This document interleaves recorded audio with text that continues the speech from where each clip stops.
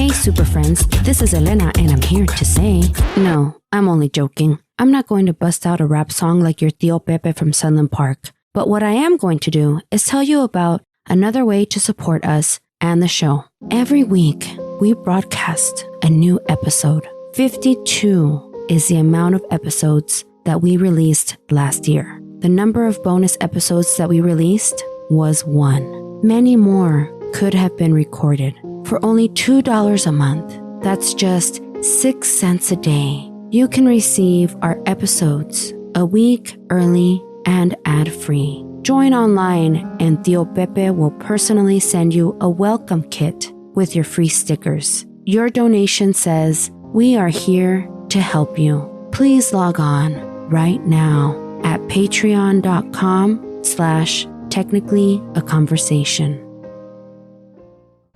Edgar Cayce, the sleeping prophet, was known for putting himself in a sleep-like trance to access the universal consciousness and give readings, made predictions, and cured those that were ill. He claimed to have acquired his special gift after being visited by a winged woman while reading the Bible in the forest. Despite his great powers, he wasn't able to predict or heal one of the most important people in his life. Today, we'll discuss the events that led to Edgar Cayce becoming one of the country's most renowned prophets, some of his most well-known predictions and healings, and some of the predictions he got way wrong on this episode of Technically a Conversation.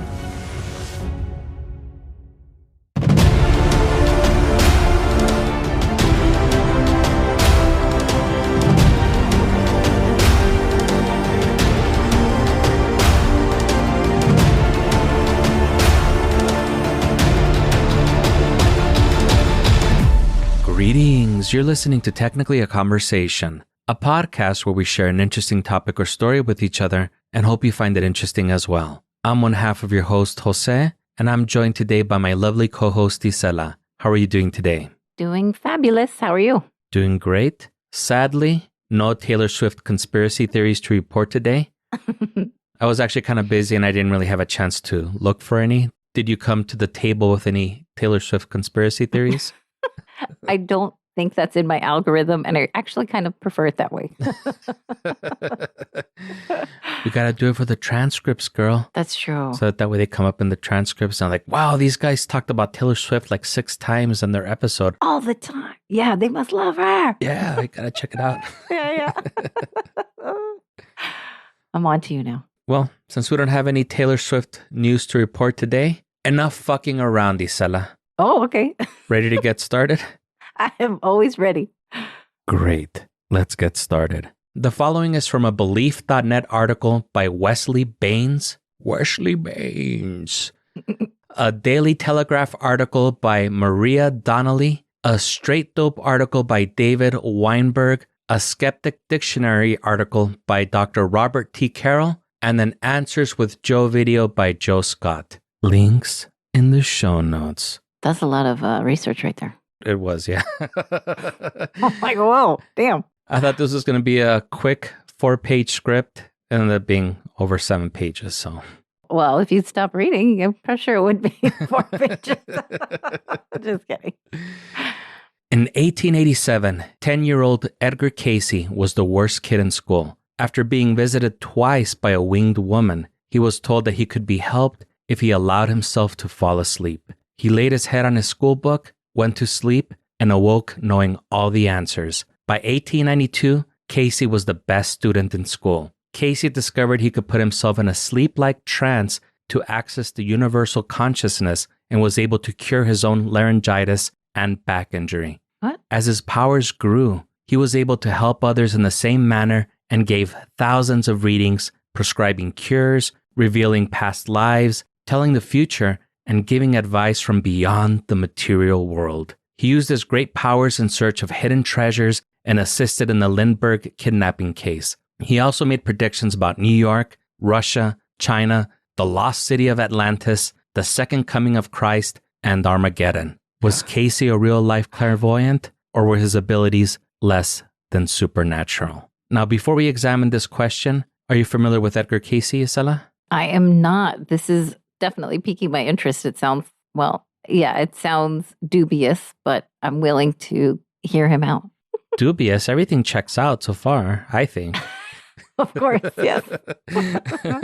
I detect nothing suspicious at all. Yeah. All this math checks out for sure. It can tap into the universe's consciousness.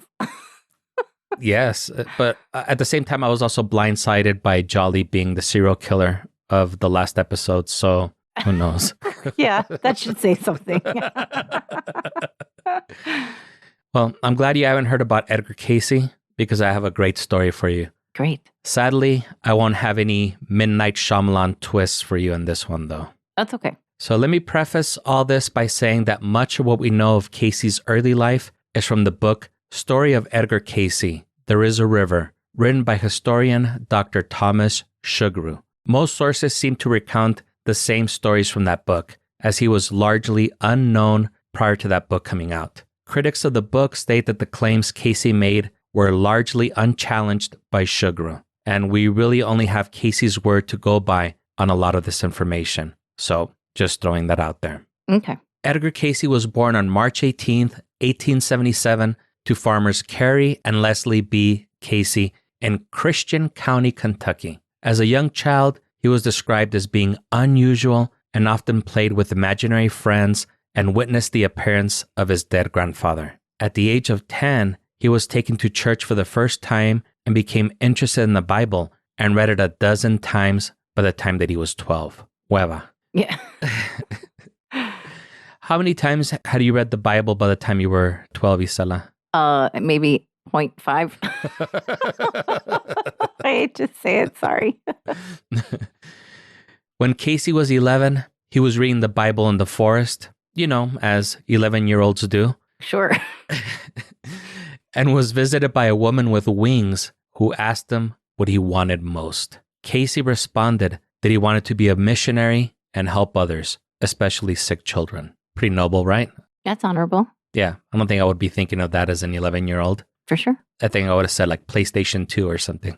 Yeah. Is that because we didn't read the Bible? Maybe. Anyway, go ahead. The following night, Cayce was struck by his father after receiving a complaint about his performance in school and was knocked out of his chair. Boy. Yeah. The voice of the winged woman told him that he would be helped if he would allow himself to fall asleep, which I think is like the contrary advice that you normally get when you get struck in the head, right? Yeah, you're going to die, right? I think with a concussion. Yeah. Scary. So he laid his head down on his school book and went to sleep. When he woke up, he knew everything in the book and could recite it from memory. Wow. He plugged into the Matrix. It certainly sounds like it, right? Yeah.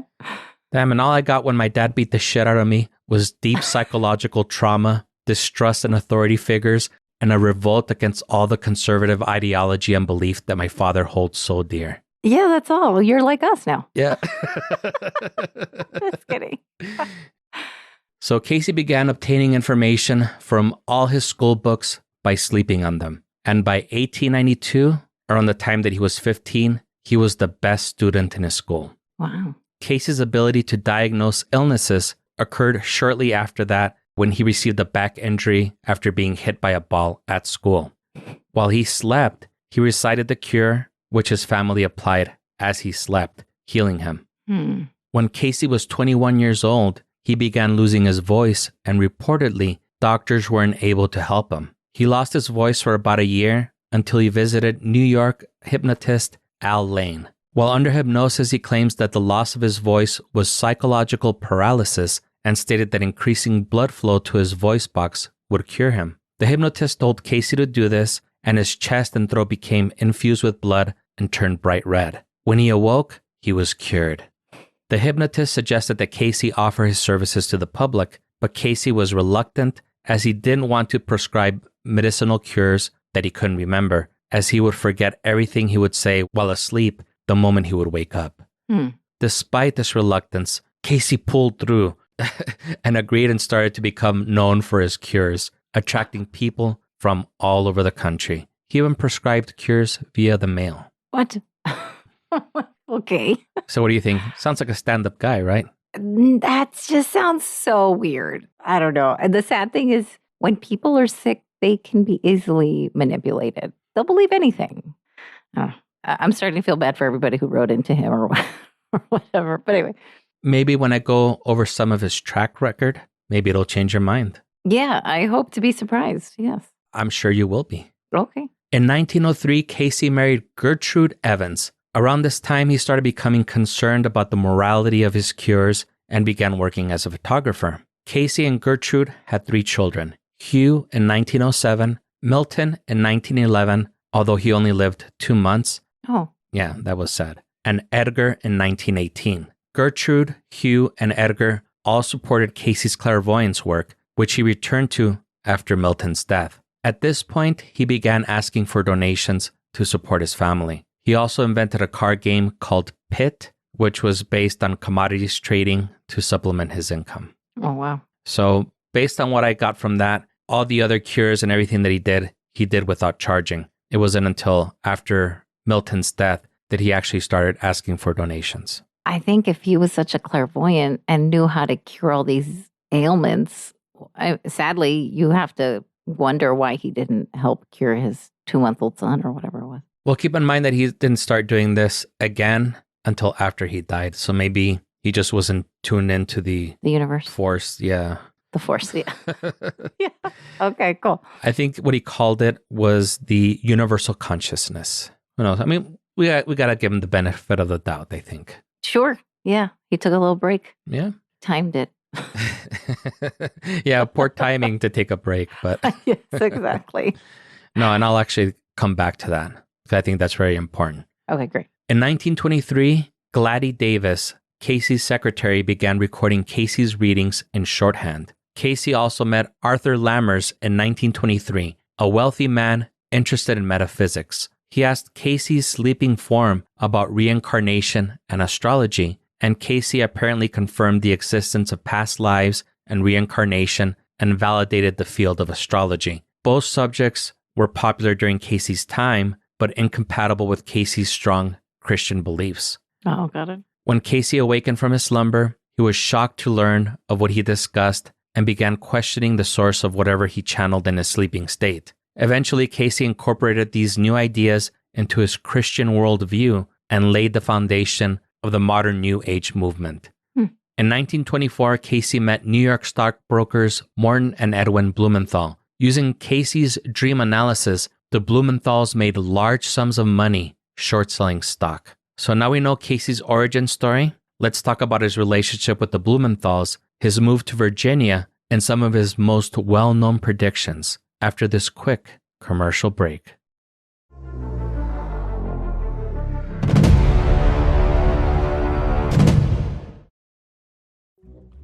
Hi, this is Dakota, host of ContraZoom Pod, where we go back and forth about film.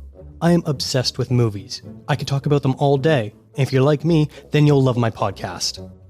Every week we take a new topic, whether it's ranking a director's filmography, covering major film festivals, or getting way into Oscar season. While every week is different, we do have some recurring topics, like our Make-Remake series looking at an original film and its remake, or our very popular A History Of program, taking an in-depth look looking at some of the biggest companies involved in film, including Criterion, A24, and Neon. It isn't all super serious topics though, as we always need to play catch-up with all the hottest Marvel Cinematic Universe news and general pop culture goings-on. There's something for every kind of movie lover, whether you want reviews, interviews, or in-depth conversations. ContraZoom Pod is found on all podcatcher apps, and visit ContraZoomPod.com for even more information.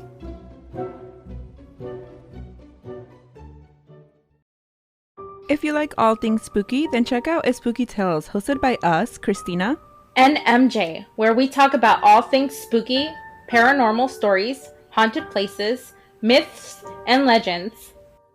Listen to guests tell us their scary stories. And I hear them call me by my name. So I run into the kitchen to check, and there's nobody there. And I start to hear my closet door start to open. Oh, hell no. Going inside. Oh, hell no. All of a sudden, for no reason, I woke up in the middle of the night. My eyes just snapped open. And it's that strange feeling that you have when something wakes you up. You don't know what has woken you up until you either see what it was or you hear whatever it was. There are new episodes every Friday. Listen on Spotify, Apple Podcasts, and wherever you get your podcasts, as well as at spookytales.com.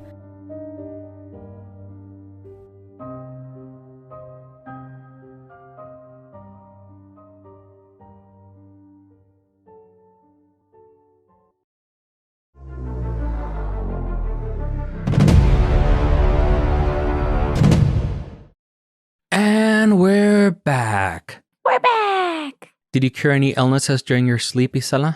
I need to find out where I can tap into this universal consciousness. Do I plug in? Is it a USB? What is it? It's USB-C, actually. Okay. We're all moving to USB-C now. Yeah, so I think if you're Apple, you're out of luck. But as long as you have USB-C, I think you're good. Good to know. Phew. There's hope for me. There is. What about becoming wealthy short-selling stock? No, but I did buy a copy of the card game Pit. Yeah, did they actually sell it? Turns out it's the Pits. No, I'm just kidding. No. Bad joke. You know, I was reading a little bit about that, and some sources were saying that I think the company that he tried selling it to, they ended up kind of stealing it from him or something, so he didn't get any royalties. Oh, man, this guy. But there were others that were saying that really did help to supplement his income. So I wasn't sure what the truth was, so I kind of left it out. That is intriguing. Okay. Pit game aside, what are your thoughts so far on Edgar Cayce? So a large part of me would love to think it's true because it seems like he had the grades to back it up. However, even like the beginning things that you were talking about when he was like, he had witnessed when his dead grandfather appeared. So it sounded like the appearance of the dead grandfather is a fact. Which already sounds crazy. And he was just one of the witnesses. Like, what? Wait, okay, great that he was a witness, but what are you talking about? So clearly, I guess what that was meant to show was like he had some kind of weird special power or whatever, like a third eye or something. But yeah, I am hoping that it would be real because how cool would that be? I want to believe that there's like mutant powers out there. I don't know. Well, we're going to start getting into some of the predictions really soon. So you will be the judge. Yay. Some of these I was very shocked about. Oh, okay. So now we know Casey's villain origin story. Thanos has found all the Infinity Stones. Now let's find out what he does with them.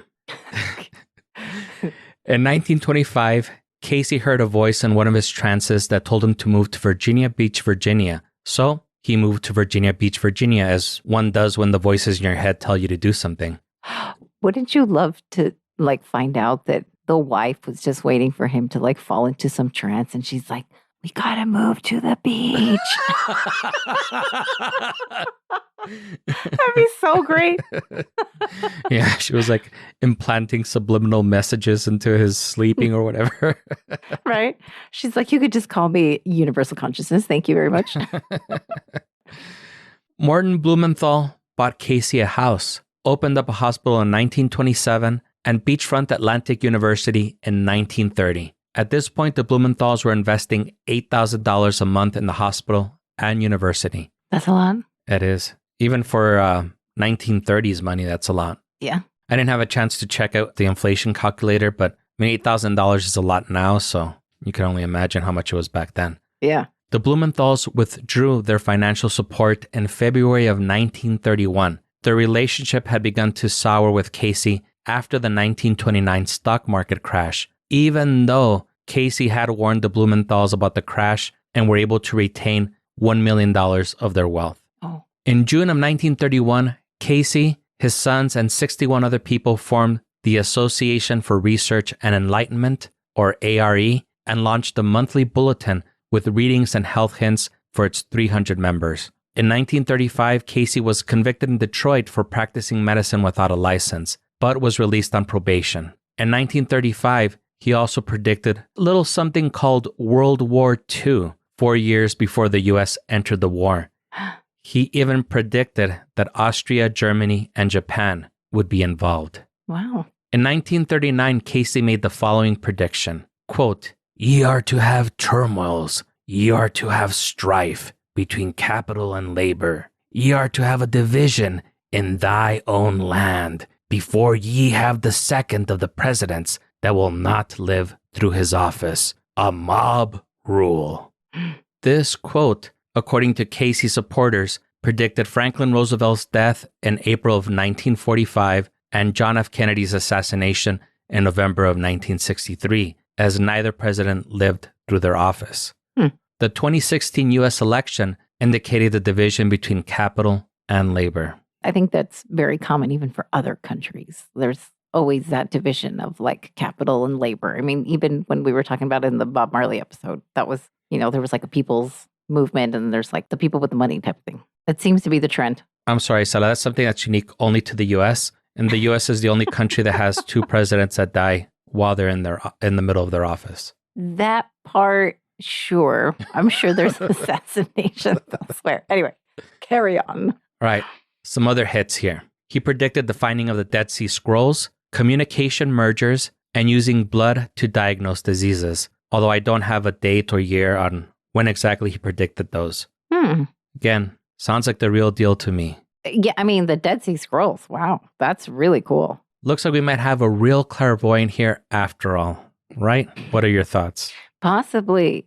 I would love to see how he worded it. I think most of these charlatans that are trying to be hailed as clairvoyant usually will say things very vaguely, and then we are the ones who kind of like insert it in. It's like, don't come at me, people, because I know there's so many of y'all that really believe in astrology, but I feel like when you read your horoscope, it's so like vague and whatever, and then everyone's like, oh yeah, this totally fit me today or whatever. It's just so vague. I'm delightfully impressed by you, Isela, because I feel like I'm usually the one that brings in the skepticism whenever fantastical claims are made. Yeah. Very impressed, Isela. This is true. Or we've just been hanging out too much. Yeah, some of my my bad personality traits are rubbing off on you. My cynicism.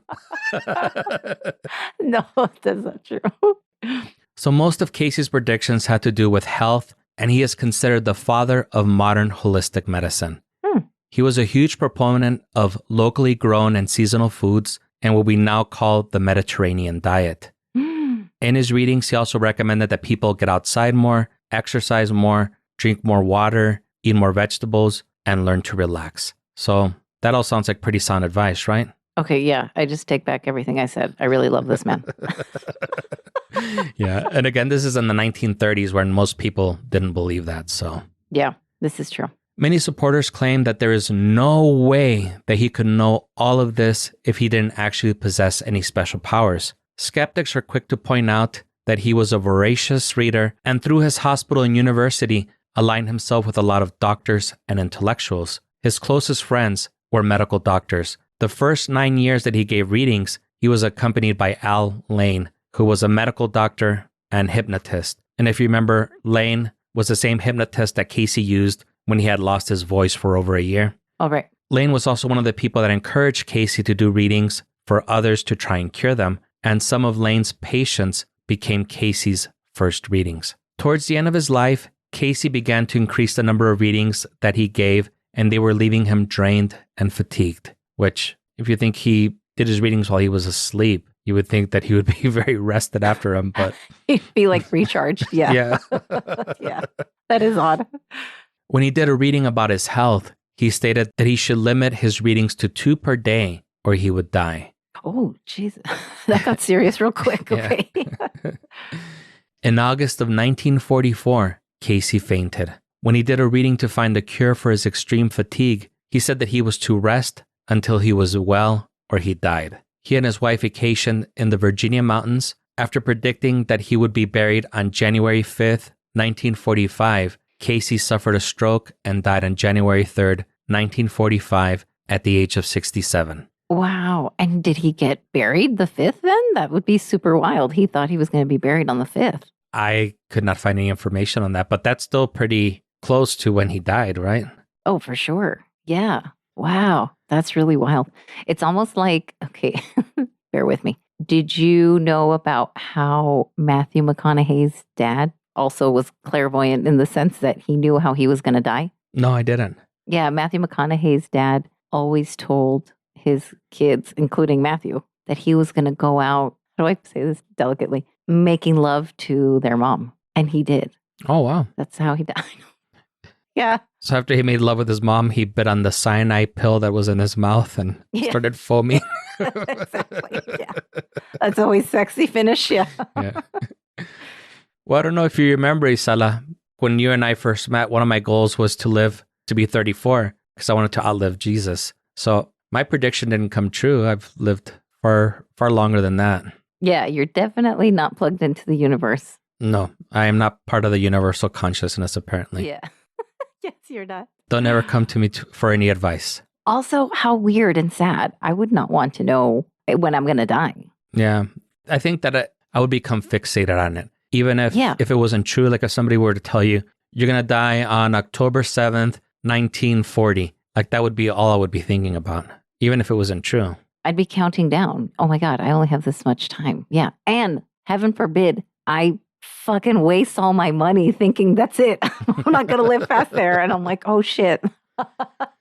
Yeah, that would really suck. Now, in the 40 years of him giving readings, it is said that he gave somewhere between 14,000 and 30,000 readings, which are kept under the protection of the ARE. Although a DVD-ROM with his readings was at one time sold by the ARE for the low price of just $119. Wow. But it appears to be currently unavailable.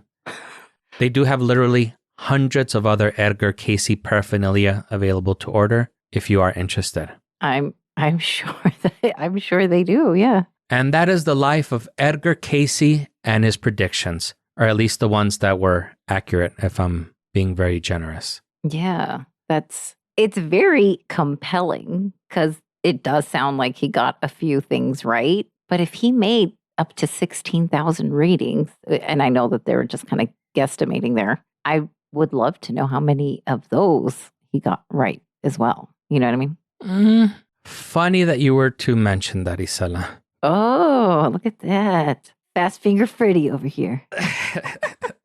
And just when I was about to start thanking our patrons, I don't know if you remember, but at the beginning of the episode, I enchanted and delighted you with the promises of Cayce's predictions on hidden treasures, the Lindbergh kidnapping case, predictions about New York, Russia, China, the lost city of Atlantis, the second coming of Christ, and Armageddon. Right. Well, these you won't usually find on websites from Cayce's supporters, as supporters tend to remember the hits and forget the misses. Ah, yes. But luckily, we have the Skeptic's Dictionary, the Straight Dope, and a book by Cayce's sons, Hugh and Edgar, to help us remember some of those pesky misses. So let's talk briefly about them, since they are the most interesting of his predictions. Let's hear it. I was going to do one more thing, kind of pull the Steve Jobs. But no, you came upon it just naturally curious, because I would have thought the same thing too. Yeah, we are like perfect. This was a perfect segue for you. Yep. So, as you alluded to earlier, Isala, as with most psychic claims, most of his predictions were very vague. So they're very easy to misinterpret or to mold and shape based on your beliefs and biases. The second Cayce made thousands upon thousands of predictions, so he was bound to get some right by accident. The old adage about a broken clock being right twice a day definitely holds true here. And again, people remember the hits. Everyone remembers Jump from Van Halen. No one remembers Learning to See. Now, another important thing to keep in mind is that Cayce often had information on the people that he was performing readings for, as well as their medical histories, because they would tell him in the letters that they sent to him. All the documentation that we have, as well as all the transcripts that are held by ARE, only tell us what Cayce said. So we have no indication if they really helped anyone. But the truth is that many people did consider themselves cured by Cayce, so that's enough for true believers. And the fact that thousands weren't cured don't deter them. Yeah, and the placebo effect is real. Yeah. And in fact, Shugru, who wrote the story of Edgar Cayce, claimed that Cayce cured him from a disabling illness, so maybe he was a little biased in his book. He also claimed that Cayce cured his son's blindness and his wife Gertrude's tuberculosis, not the medical doctors who were also treating them. Oh, wow. All right, so let's talk about the big predictions. The source of a lot of this information is from the book The Outer Limits of Edgar Cayce's Power by Edgar and Hugh Cayce. Cayce's sons. On April 9th, 1931, Cayce gave a reading that treasure worth more than $1 million was buried by the pirate Blackbeard in White Hill, Virginia. Oh. He went out there with a well-known dowser, and after several weeks of looking, found nothing. Some of the excuses he gave for not finding it was that the ghosts of Native Americans and pirates were playing tricks with the psychic energy, or that the treasure had at one time been buried there, but it was dug up, or maybe it would be buried there at some future date. Oh, got it. So, this is not an exact science, so maybe the treasure just hasn't been buried there. Right. Even though it was Blackbeard that apparently buried it. Yes. Cayce predicted that in 1958, the U.S. would discover an Atlantean death ray. Cayce claimed that the Atlanteans had a great crystal known as a Tuoi stone that was used to gather and focus energy, allowing the Atlanteans to do all kinds of fantastic things. But they were greedy and tuned the crystal too high, whatever that means, causing the frequency to set off volcanic disturbances that led to the destruction of their ancient world. Some Cayce supporters claim the death ray was found, but it's hidden away with the aliens in Area 52 due to it being too dangerous. Cayce also predicted that Atlantis would rise again. I suppose that's hidden in Area 52 as well. Yeah, maybe. I mean, where better to hide it than some place that nobody ever gets to go to? Sure. Yeah. That does sound like something the government would do. Friends of the Lindbergh family requested a reading to help find the kidnapped Lindbergh baby. Cayce claimed that several people were involved in the child's disappearance. Locations were given to where the child was over a 26-day period, but even with that information, they were not able to locate the child alive. Cayce claims that because the readings were requested by friends of the family and not the family itself, might have affected the readings. Interesting. Yeah, that I would imagine everybody was also looking for this baby. I mean, they had deep pockets too, Yeah, and sadly, the baby's body was found on accident. Oh, sad. Yeah, it was very sad. During the 1930s, Cayce predicted that North America would experience existential chaos. New York was mentioned numerous times. In April of 1932, Cayce predicted, quote, "All over the country, we will find many physical changes of a minor or greater degree. The greater change, as we will find in America, will be the North Atlantic seaboard. Watch New York." In January of 1936, Cayce stated, "In the next few years, lands will appear in the Atlantic as well as in the Pacific, and what is the coastline of many an island will be the bed of the ocean. Los Angeles, San Francisco will be among those that will be destroyed before New York even. Portions of the now east coast of New York or New York itself will be in the main disappear. This will be another generation, though here, while the southern portions of Carolina, Georgia, these will disappear. This will be much sooner." So I think it's safe to say that this didn't happen. Right. Although supporters claim that the problem with predictions is getting the timing right. So maybe it possibly could still happen. Look, rising sea levels, I get it. That's going to be, the coasts are going to be the first ones to be hit. I get it. But sure, I don't know. That's way out in the future, maybe. And although I guess they say like the polar ice caps are like melting. There's like a funny joke that says it's they're no longer the ice caps. It's like a polar yarmulke. Yeah, I think they said within the next 10 years they should be melted. Jeez Louise. That's mission accomplished, guys. Great job. Jesus, come on, people. We can do this. We can do this. According to a 1944 prediction by Cayce, by 1968, China would be the cradle of Christianity. Would you like to take a guess? What percentage of the population of China are Christians? Sure. Let's say what do they have? But it's China? No, I'm gonna go with like at least 80%. 80% is Christian? Yeah, maybe. Mm-mm. I don't know what they have. Lower. Oh, okay. 40%? Lower. Highway, 10%. Lower. 2%. We're gonna go with 2.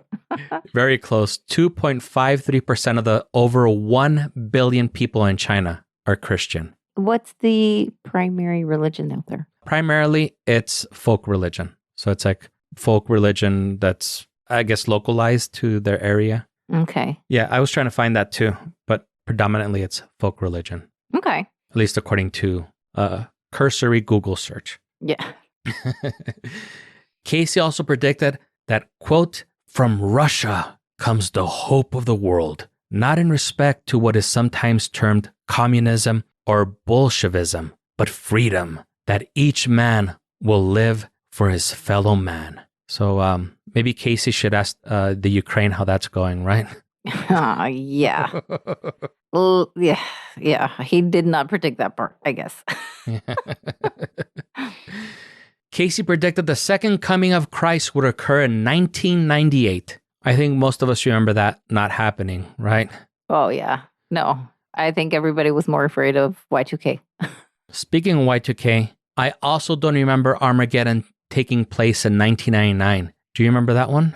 No. I mean, I do remember, but yeah, everyone was gripped. What's going to happen? All our cars all our clocks are going to destroy. Like, I don't know what they thought. Everything would be destroyed. I mean, people really stocked up. Yeah. Well, that was another one of Cayce's predictions, but I'm thinking that maybe he was referring to the 1998 blockbuster Michael Bay movie, Armageddon.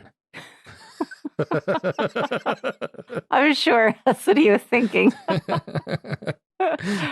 Now, Cayce did state that a prophecy is never given for any other purpose than as a warning. For this reason, a successful prophecy is one that has been averted and therefore does not happen. That sounds like a huge cop-out to me. A huge success if it was a success. Yeah. Well, if it didn't happen, it's because the prophecy was success. It was averted. Yeah, I like how he spun it for for his success.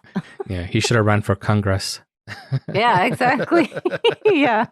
Good at that spin game for sure. Yeah. A lot of the thousands of readings that he made were for people that were already dead. They were alive when they wrote to him, but by the time that he responded, many had already long since died. Oh. Critics state that he should have been able to see that and not wasted his time with those that were already dead and responded to those that were still alive instead. I see that. Yeah. Like, why respond? You should have felt like the energy's gone or something. I don't know. Yeah, you should have felt a huge disturbance in the force. In the force. Exactly. The energy has left the universe, the universal consciousness. Exactly. Perhaps the most tragic event Cayce was not able to predict, as you alluded to earlier, Isela, and possibly the most important person to him that he was not able to cure, was his own 2-month-old son, Milton. Yeah. Yeah, it was a badly timed vacation for tuning out the universe. That was sad. Indeed. On that high note, we hope that you... I'm kidding. You're not going to talk. I'm like, no, you got to thank our Patreons at least. No, I'm kidding. So how do you feel about Cayce? You heard the successes, you heard the hits, you heard Jump, you heard Hot for Teachers, Yes. and then you heard whatever he did with Sharon from Extreme. Yeah.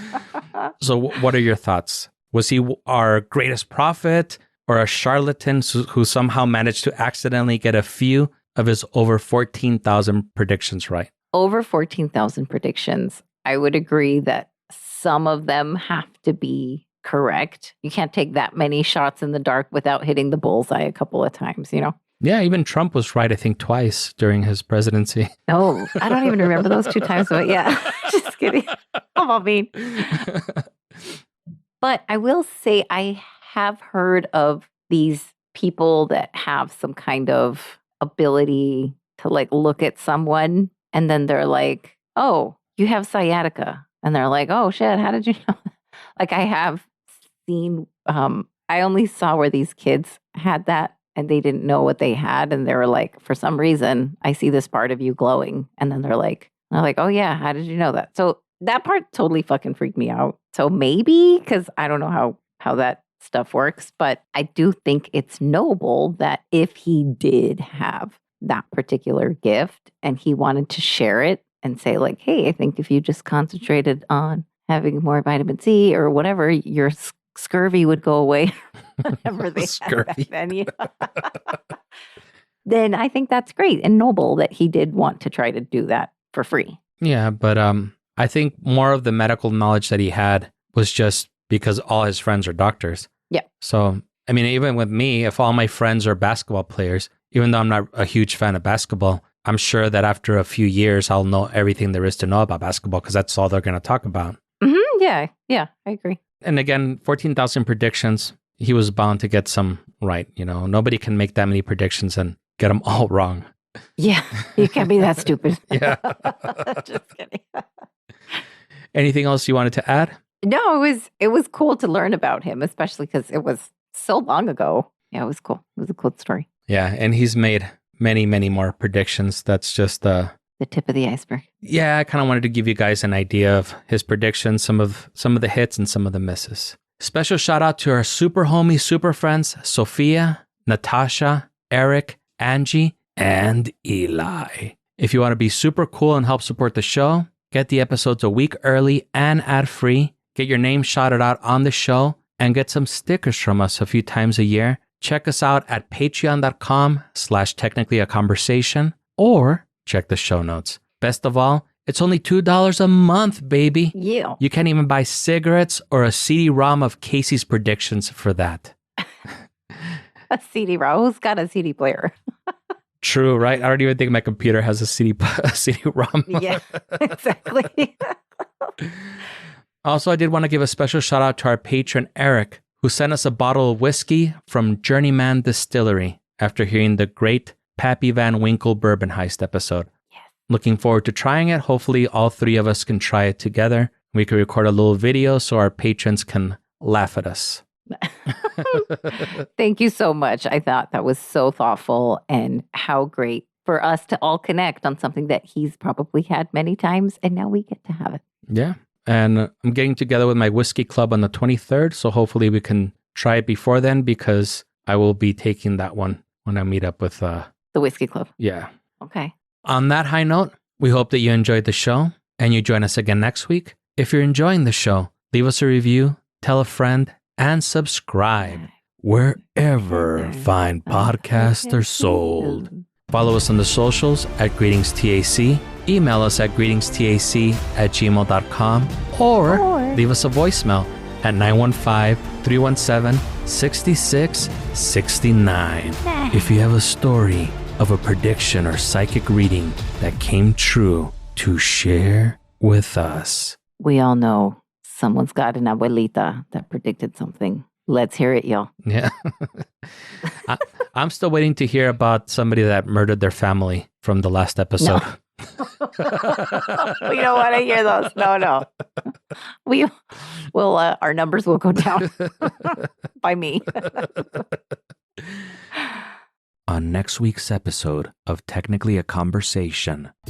Selena Quintanilla Perez was born in Lake Jackson, Texas on April 16, 1971. Selena's primary language was English, but her father taught her to sing in Spanish to be closer to her Mexican roots. Selena joined siblings Suzette on the drums and Abraham III, referred to as AB, on the bass guitar. Her unique blend of Tejano music captured the hearts of fans across the globe. Songs like Como la Flor and Biri Biri Bam Bam became instant classics, earning Selena recognition as the queen of Tejano music. Selena's success continued to soar throughout the early 1990s. Tragically, Selena's life was cut short on March 31st, 1995, when she was fatally shot by the president of her fan club, Yolanda Saldivar, at the age of 23. Her untimely death sent shockwaves through the music industry and sparked an outpouring of grief from fans worldwide. New episodes drop Monday. Make sure to subscribe so you never miss a show.